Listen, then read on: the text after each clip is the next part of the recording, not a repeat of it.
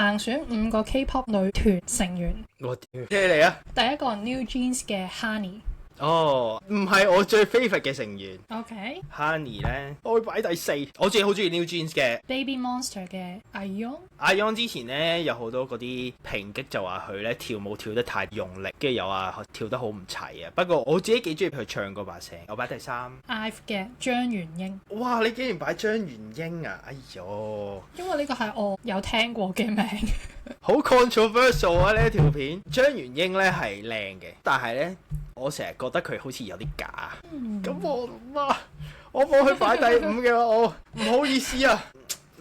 我擺第2啦，因為我覺得可以 offset 到佢，即係佢嘅外表同埋佢跳舞嗰啲實力係可以 overcome，我覺得佢有少少假嘅。唔好理位置喎，各位，擺第2。LE SSERAFIM 叫 Sakura 弓協少女。第一，我最中意 Sakura， 唔使諗。點解最中意呢？最靚。係啊，一來啦，但係我覺得佢有時喺一個隊入面好似有少少唔公平，即係佢有啲歌咧係得幾句。哦，但係我有聽過佢個名。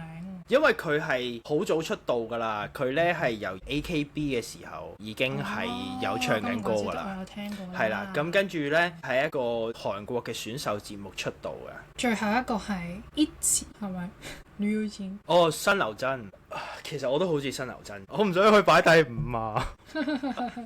OK， 咁如果俾你調啦，你要點調啊？哇！呢個超級 controversial 喎，咁我情願唔調啦。唔好搞咁多嘢係咪？係啊，唔好搞咁多嘢。的確呢個 list 唔好為止喎。我對唔住啊，新劉真，我今次要擺你第5。歡迎大家快啲 share 俾所有 K-pop 嘅 friend 嚟睇下法蘭克揀咗啲乜嘢。啊，唔好 cancel 我啊！